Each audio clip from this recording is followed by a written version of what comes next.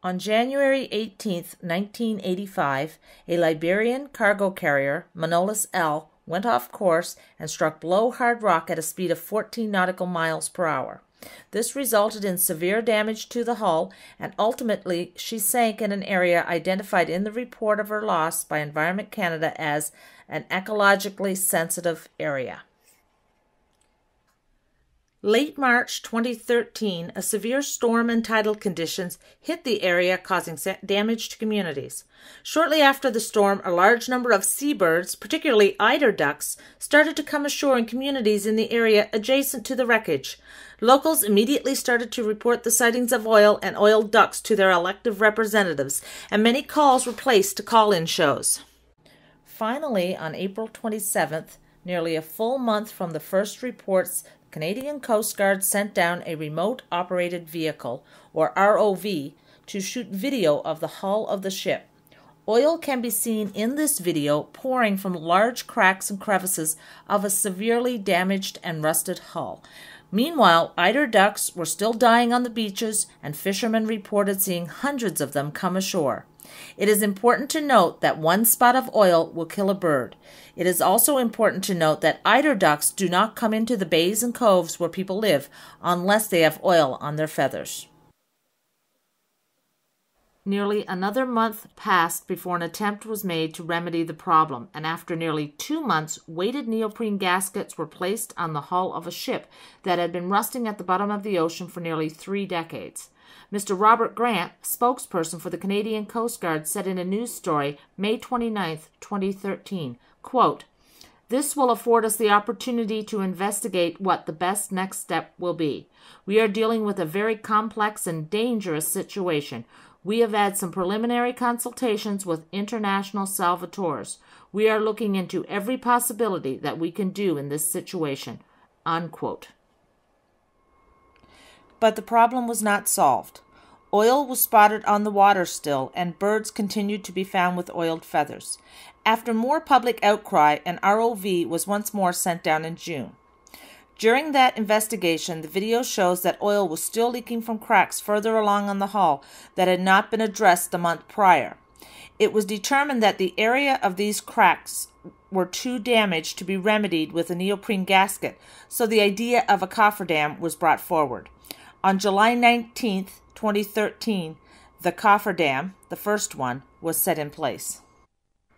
But the locals still report oil.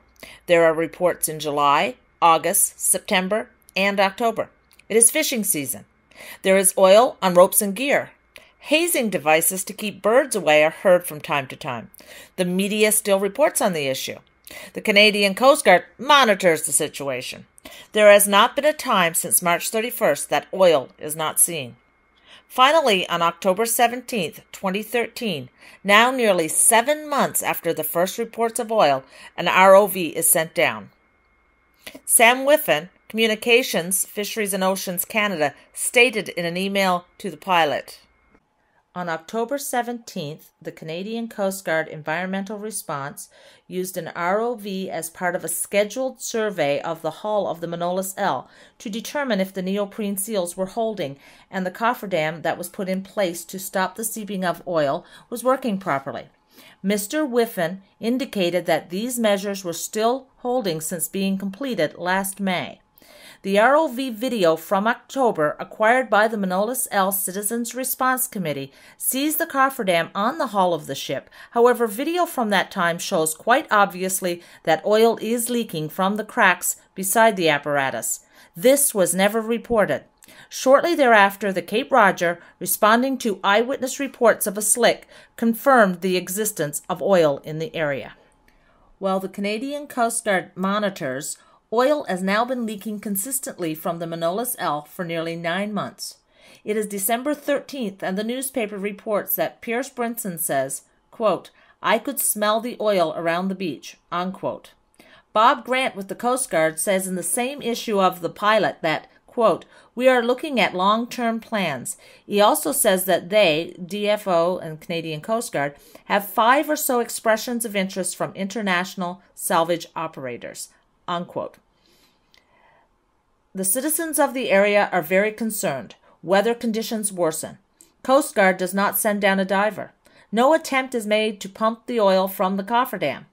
MP Sims asked yet again in the House of Commons for a permanent resolution that can only be that of removing the oil. Then, on December 21st, it happens. The people of Change Islands wake up to the stench of oil in the air. There is no mistaking it. People with asthma cannot go outside. There is ice in the coves, and seabirds and seals come to rest upon the pans. The seals have aspirated the oil and pant for breath. Children attempt to save them. Seabirds pluck furiously at their feathers. Fishermen have their wharves blackened with the sticky, tar-like oil, and a situation that has been monitored and little else suddenly grows worse. "She's all let go there now," says Corey Brinson of Change Islands that day. "You can see it on top of the water there, just wave after wave after wave of it."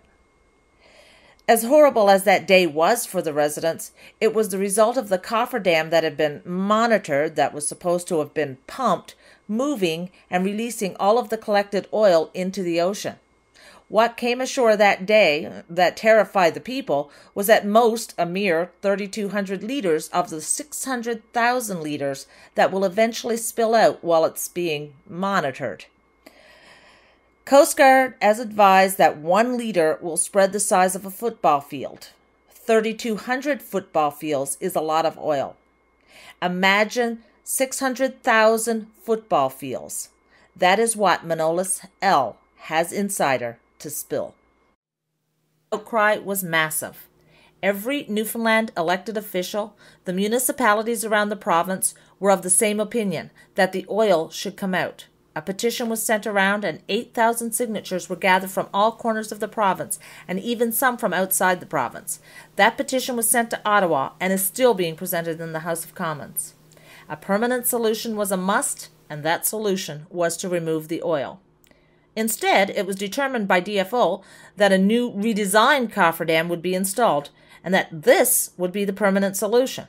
The people of the province, elected officials on every level, concerned people who know that the oil in that vessel is bound to come out and destroy the entire Hamilton Sound area, protested. When asked about this decision in the House of Commons on January 29th, DFO Minister Gail Shea told the House and MP Scott Sims, quote, "The Coast Guard will continue to monitor the situation very closely and take the necessary steps to protect our environment," unquote. She went on to say that, quote, "This member should be listening to people like Fogo Island resident Barry Brinson, who said of the Coast Guard, 'I think they've done an awesome job,'" unquote. Everybody agrees with Minister Shea that members should listen to people like fisherman Mr. Brinson. Indeed, in an interview with The Telegram in a story that ran on January 27th, Mr. Brinson also says, quote, "We still wants it pumped out. This is only a Band-Aid solution, really," unquote. We, the people, wonder why the Honourable Minister isn't taking her own advice and listening to those who, without exception, are demanding that the oil be removed from the Manolis L. Meanwhile, a new cofferdam was installed on January 18th.